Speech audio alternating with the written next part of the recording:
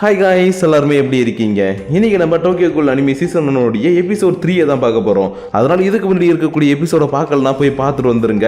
ஏன்னா இந்த அனிமே கொஞ்சம் வித்தியாசமான ஒரு அனிமே, அதனால புரிஞ்சுக்கிறது கொஞ்சம் கஷ்டம். அதனால இதுக்கு முன்னாடி இருக்கக்கூடிய எபிசோட்ஸ் எல்லாத்தையும் பார்த்துட்டு வந்துருங்க. அப்புறம் அப்படியே நம்ம சேனலுக்கு இன்னும் சப்ஸ்கிரைப் பண்ணாதவங்க யாராச்சும் இந்த வீடியோ பார்த்துக்கிட்டு இருக்கீங்கன்னா உடனே சப்ஸ்கிரைப் பண்ணிடாதீங்க.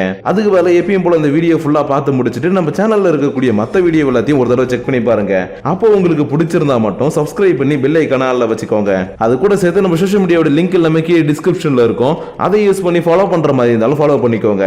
ஏன்னா இப்போ நீங்க பாத்துக்கிட்டு இருக்கிறது இன்ஃபினிட்டி அனிமேஷன் சேனல். வாங்க டைம் வேஸ்ட் பண்ணாம இந்த எபிசோடுக்குள்ள போயிடலாம். சோ இந்த எபிசோட் ஓபன் பண்ணதும் ஒரு டாக்டரோட கிளினிக்கு காட்டிட்டு இருக்காங்க. அப்ப இந்த இடத்துல இந்த டாக்டர் கிட்ட செக்கப்புக்காக வந்தவரும் சரி ஓகே சார் நான் நெக்ஸ்ட் வீக் வந்து இன்னொரு செக்கப் எடுத்துக்கிறேன்னு சொல்லிட்டு வெளியில போக அடுத்த செகண்டே உடம்பு முழுக்க ரத்த காயத்தோட கதவை உடைச்சுக்கிட்டு உள்ள வந்து விடுறாரு. இதனால இங்க இருக்கக்கூடிய டாக்டரும் யார் இதெல்லாத்தையும் பண்றதுன்னு கொஞ்சம் பயத்தோட திரும்பி பார்க்க வந்திருக்கிறது மாஸ்க் மேன். அதனால இவனை பார்த்த உடனே ஒமரா நீங்க இங்க எதுக்கு வந்திருக்கீங்கன்னு கேட்கவும், ஓஹோ டாக்டர் நான் எதுக்கு இந்த இடத்துக்கு வந்திருக்கேன்னு சொல்லணுமா? சரி ஓகே சொல்லிடுறேன். நான் போன தடவை உங்ககிட்ட ஒரு டூல்ஸ் வாங்கிட்டு போனோம் இல்லையா, அந்த டூல்ஸ் தொலைஞ்சு போச்சு. அதனால இப்போ அந்த டூல்ஸ் எனக்கு தேவைப்படுது. உன்னால செஞ்சு தர முடியுமா முடியாதான்னு கேட்க, சார் நீங்க எதுக்கும் கவலைப்படாதீங்க, என்னால முடிஞ்ச அளவுக்கு சீக்கிரமா ரெடி பண்ணி தரேன்னு கொஞ்சம் பயத்தோட சொன்னதும் இந்த மாஸ்க் மேனும் சரி ஓகே நான் அப்புறமா வரேன் அப்படின்னு சொல்லிட்டு கிளம்பி போக இந்த இடத்துல ஒரு குட்டி பொண்ணு தன்னுடைய அம்மா கூட உட்காந்துக்கிட்டு செம்மையா பயந்துகிட்டு இருக்கிறா. இவங்க யாரான்னு பார்த்தா இவங்க இந்த டாக்டரோடைய ஃபேமிலி தான். பட் இந்த டாக்டருக்கு இந்த மாஸ்க் மேனுக்கு ஹெல்ப் பண்றது சுத்தமா பிடிக்கல. அதனால இவருடைய வைஃப் இவங்கிட்ட இருந்து நம்ம எப்படி தப்பிக்க போறோம்னு இவர்கிட்ட கேட்டுக்கிட்டு இருக்க.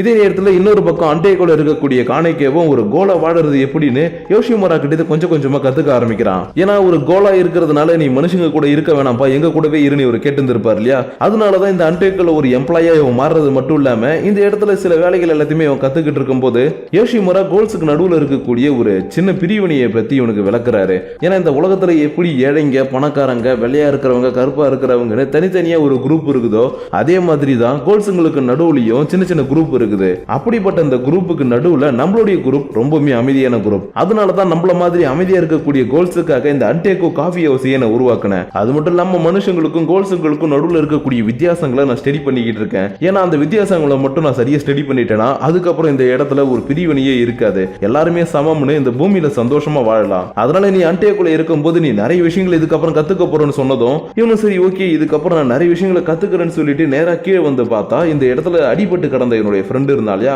அவன் இப்ப நல்லா இந்த இடத்துல உட்காந்து நல்லா காஃபி எல்லாம் குடிச்சுக்கிட்டு இருக்கிறான். ஏன்னா நிஷிக்கு அட்டாக் பண்ண அந்த இன்சிடென்ட் நடந்து சரியா ஒரு 1 வீக்குக்கு மேல ஆயிடுச்சு. ஆனா 1 வீக்குக்கு மீறி நடந்த விஷயத்தை பத்தி ஹீடேவுக்கு எதுவுமே ஞாபகம் இல்ல. ஏன்னா டோக்கா தான் நீ அன்னைக்கு வந்து கீழே அடிபட்டு கடந்த, நான் தான் உன்னை காப்பாத்தி இங்க கூட்டிட்டு வந்தேன்னு ஒரு வித்தியாசமான கதையை இவங்கிட்ட சொல்லி வச்சிருக்கிறா. ஆனா இவனுக்கு தன்னுடைய ஃப்ரெண்டு ஒரு கோலா மாறிட்டான்ற விஷயம் நல்லாவே தெரியும். அதனால இந்த இடத்துல இருந்து போகிறதுக்கு முன்னாடி சரி ஓகே அன்னைக்கு நான் தெரிஞ்சுக்கிட்டதை பத்தி அவங்க கிட்ட கேட்கலாமா இல்ல வேணாமான்னு இவன் யோசிச்சுக்கிட்டே பில்டிங்கை பார்த்துட்டு நிக்க உள்ள இருக்கக்கூடிய டோக்காவும் இங்க பாரு காணிக்கே நீங்க இருக்கிறன்றதுனால உன்னுடைய ஃப்ரெண்ட் அடிக்கடி இங்க வந்துட்டு இருக்கிறான், அதனால முடிஞ்ச அளவுக்கு அவனை இங்க வர விடாம தடுக்க பாரு. ஏன்னா அந்த காஃபி ஹவுஸுக்கு மெயினா வரவங்க எல்லாருமே கோல் தான். அப்படி இருக்கும்போது இந்த இடத்துக்கு ஒரு மனுஷன் அடிக்கடி வந்துட்டு போனானா அது ரொம்ப பெரிய பிரச்சனை ஆயிடும். அண்ட் அதே நேரத்துல நம்ம எல்லாருமே கோல்ன்ற விஷயம் அவனுக்கு தெரிஞ்சிருச்சுன்னா அது இன்னமும் பெரிய பிரச்சனை ஆயிடும். அதனால உன்னுடைய ஃப்ரெண்டுக்கும் எதுவும் ஆகக்கூடாது, எந்த ஒரு பிரச்சனையும் வரக்கூடாதுன்னு நினைச்சினா அவன் இந்த இடத்துக்கு வரவனான்னு சொல்லிடு. அப்படி இல்ல அதையும் மீறி இங்க அவன் வரானா கண்டிப்பா நான் அவனை கொண்டுடுவேன்னு சொல்லவும் இன்னது நீ அவனை கொண்டுடுவியான்னு கொஞ்சம் ஷாக்கா கேட்டுக்கிட்டு இருக்க.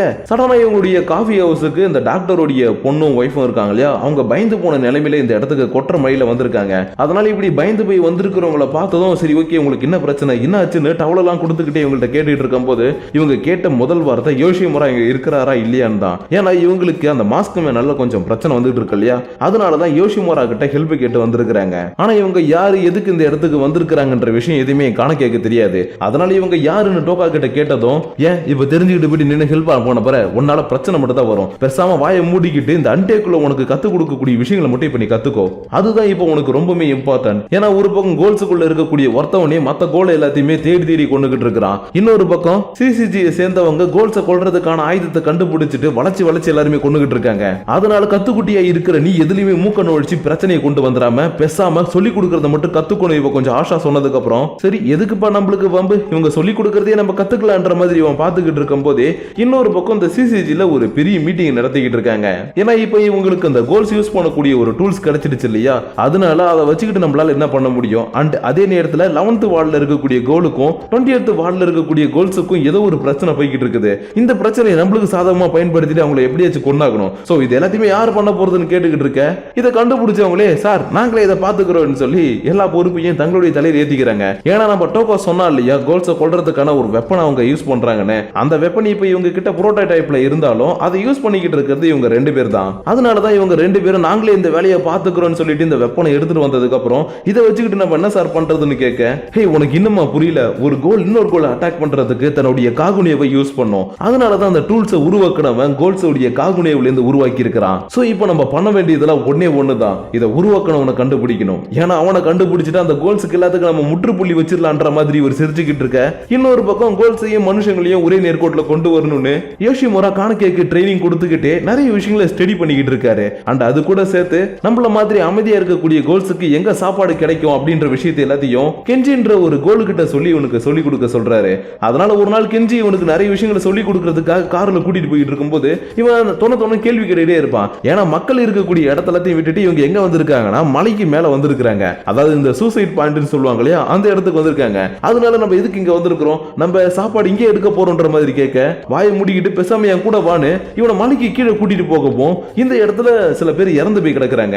ஏன்னா ரியலாவே ஜப்பான்லயும் கொரியாவிலையும் உலகத்திலேயே சூசைட் ரேட் அதிகமா இருக்குது. சோ இப்படி இறந்து போறாங்க இல்லையா, இவங்களுக்கான மரியாதையை கொடுத்துட்டு இவங்களுடைய ஃபிளஷ் எடுத்து தான் நம்ம சாப்பிட போறோம். அதனால அண்டேக்கோல இருக்கக்கூடிய யாருமே மனுஷங்களை கொல்ல மாட்டாங்க, இப்படிதான் சாப்பாடு எடுப்பாங்கன்னு கானகேவுக்கு இப்படி சில விஷயங்களை இவர் சொல்லி கொடுத்துக்கிட்டு இருக்க அப்படியே ஒரு 3 மாசங்கள் கடந்து போயிடுச்சு. ஏன்னா இந்த 3 மாசங்களுக்கு நடுவுல இவன் நிறைய விஷயங்களை கத்துக்கிட்டு இருக்கிறான். அண்ட் அதே நேரத்துல இன்னொரு பக்கம் இந்த டூல்ஸை உருவாக்கணும் யாருன்றதை கண்டுபிடிக்கிறதுக்காக சிசிஜி சேர்ந்த அந்த 2 பேரும் வளைச்சு எல்லா கோலையும் தங்க கிட்ட இருக்கக்கூடிய இந்த புரோட்டோடைப் மூலமா அட்டாக் பண்ணிக்கிட்டே இருக்காங்க. ஆனா அவங்களுக்கு யார் இதை உருவாக்கணும்ன்ற விஷயம் தெளிவா தெரியவே இல்லை. ஏன் இது சம்பந்தமான ஒரு சின்ன லீட் அப் கூட இவங்களுக்கு கிடைக்கவே இல்லை. அதனால இவங்க கண்ணில் படக்கூடிய கோலை எல்லாத்தையுமே இவங்க கொடூரமா அட்டாக் பண்ணிக்கிட்டே இருக்க இந்த விஷயம் எல்லாமே காட்டு தீ மீறி பரவி இப்ப அண்டேக்குள்ள இருக்கவங்களுக்கும் தெரிய வந்துருச்சு. அதனால இப்படியே நம்ம அமைதியா இருந்தா சரி வராது, நம்ம ஏதாச்சும் ஒண்ணு பண்ணி ஆகணும். ஆனா அதுக்கு முன்னாடி நம்ம கானகேவை ரொம்பவே பத்திரமா பாத்துக்கணும்னு யோஷிமுரா சொல்லிக்கிட்டு இருக்காரு. ஏன்னா இவனால மட்டும்தான் ஹியூமன்ஸோடைய உலகத்திலையும் வாழ முடியும், கோல்ஸோடைய உலகத்திலையும் வாழ முடியும். அதனாலதான் இவனை நம்ம பத்திரமா பாத்துக்கணும்னு சொன்னது மட்டும் இல்லாம டோகா கிட்ட சொல்லி மாஸ்க் ரெடி பண்றவங்க கிட்ட கூட்டிட்டு போக சொல்றாரு.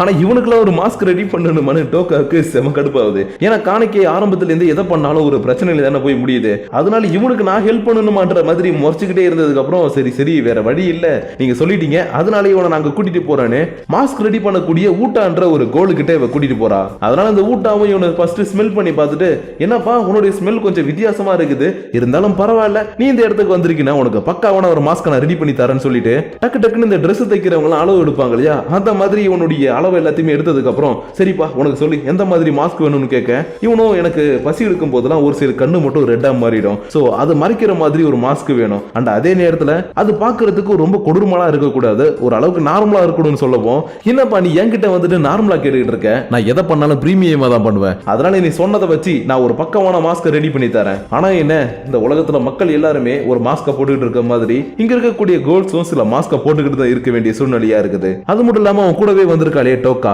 அவளை பத்தி கூட உனக்கு தெரியும் நினைக்கிறேன். ஏன்னா அவ கொஞ்சம் கோவப்படுவா, ஆனா அது அவளுடைய கேரக்டர் இல்ல, அது அவ போட்டிருக்கக்கூடிய மாஸ்க். ஏன்னா அவளுக்கு யார்கிட்டயாவது அன்பு காட்டணும், அவங்க கிட்ட பாசமா நடந்துக்கணும், சந்தோஷமா பேசணும்ன்ற நிறைய எண்ணங்கள் இருக்குது. ஆனா அதை யாருக்கிட்ட காட்டணும்னு அவளுக்கு தெரியல. அதனாலதான் எப்பயுமே முகத்துக்கு மேல ஒரு மாஸ்க் போட்டுட்டு இருக்க மாதிரி தன்னுடைய சந்தோஷத்தை மறைச்சுக்கிட்டு எல்லார்கிட்டையும் எரிஞ்சு விழுந்துகிட்டு இருக்கா. அதனால நீ அவளுடைய ஃப்ரெண்டா இருக்கீனா முடிஞ்ச அளவுக்கு அவகிட்ட பேசும்போது அவளை புரிஞ்சுக்கிட்டு பேசுறதுக்கு ட்ரை பண்ணணும்னு சொன்னதுக்கு அப்புறம் சரி ஓகேன்னு இன்னைக்கு இவன் திரும்பவும் அண்டேக்குக்கு போயிட்டு இருக்கும்போது, ஹே டோக்கா உன்கிட்ட கொஞ்சம் பேசணும்னு இவகிட்ட கொஞ்சம் பேச்சு கொடுக்க ஆரம்பிக்கிறான். ஆனா இவ எப்பயும் போல கொஞ்சம் எரிஞ்சு விழ, சரி ஓகே என்னை பார்த்தாலே உனக்கு கோவம் வரும்னு எனக்கு தெரியும், இருந்தாலும் உனக்குள்ள இருக்கக்கூடிய விஷயங்களை என்கிட்ட ஷேர் பண்ணு, என்னால முடிஞ்ச அளவுக்கு நானுமே உனக்கு ஹெல்ப் பண்றேன், ஏன்னா நானுமே உன்னுடைய ஃப்ரெண்டு தானே சொன்னதும் இவனும் ஒரு செகண்ட் யோசிச்சுட்டு தன்னுடைய மனசுல இப்ப ரீசெண்ட் டேஸா இருக்கக்கூடிய சில விஷயங்களை பத்தி பேச ஆரம்பிக்கிறா.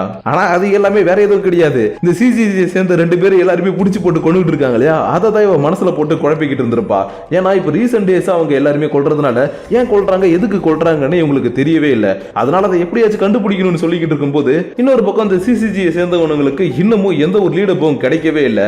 அதனால இன்னொரு மாசமும் வேஸ்டா போயிடுச்சேன்னு இவனுங்க பார்க்கக்கூடிய கோலை எல்லாத்தையுமே பிடிச்சு போட்டு அடின்னு அடிச்சுக்கிட்டு உங்களுக்கு இதை பத்தி என்ன தெரியும் கேட்டுக்கிட்டே வந்துகிட்டு இருக்க. இன்னொரு பக்கம் அண்டேக்குள்ள கானகே நிறைய விஷயங்களை இப்ப கத்துக்கிட்டு ப்ராப்பரா எல்லாத்தையுமே பண்ண ஆரம்பிச்சுட்டான். அதனால இவன் விசிட்டர் ரூம்ல இருக்கவங்களுக்கு காஃபி கொடுக்கறதுக்காக போகும்போது இங்க இருக்கக்கூடிய குட்டி பொண்ணை பார்த்துட்டு இவனுக்கு செம பயமாயிடுச்சு. ஏன்னா இந்த குட்டி பொண்ணு வேற யாரும் கிடையாது, டாக்டரோடைய பொண்ணு. அது மட்டும் இல்லாம இவளுமே ஒரு கோல் தான்.